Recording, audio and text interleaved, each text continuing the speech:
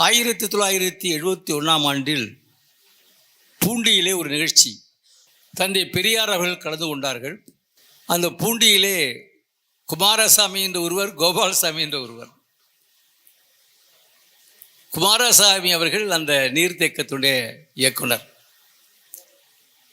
அதிலே பணியாற்றக்கூடிய ஒரு துறையினுடைய தலைவராக ஐயா கோபாலசாமி இருந்தார்கள். அந்த நிகழ்ச்சிக்கு என்னையும் அவர் கடிதம் எழுதி வரவழைத்தார். எனக்கு ஒன்றும் புரியல. குமுதத்திலே வாரியார் விருந்து என்று ஒரு கட்டுரை வந்தது.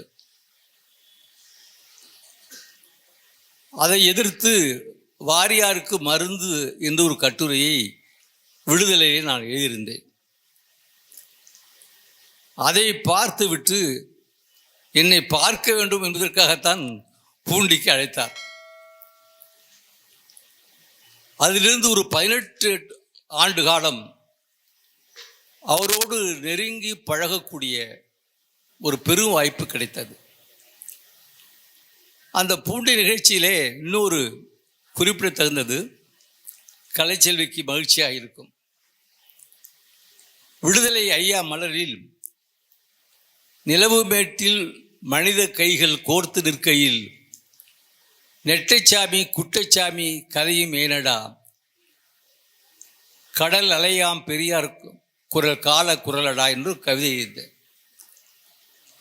அந்த பாட்டுக்கு அந்த நிகழ்ச்சியிலே கலைச்செல்வி சிறுமியாக இருந்த பொழுது நடனம் ஆடினார். அதே கலைச்செல்வி இப்பொழுது இந்த மேடையிலே தன்னுடைய தந்தையாரை பற்றி பாடினார்.